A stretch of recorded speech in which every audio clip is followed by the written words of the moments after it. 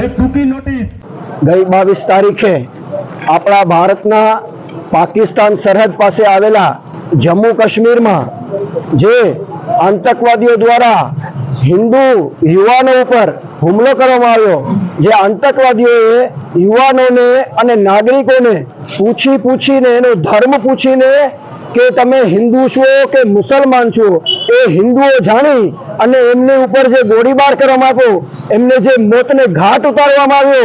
ए मोतना घाट उतारवा बदल आजे आपणुं माणावदर गाम समस्त हिंदू समाज अने सर्व समाज एकी आवाजे आजे माणावदर सदंतर बंद रही अने गांधी चौक सिनेमा चौक थी गांधी चौक सुधी आपणे रेली काढी अने आतंकवादीओना पुतळानुं दहन करवामां आव्युं अने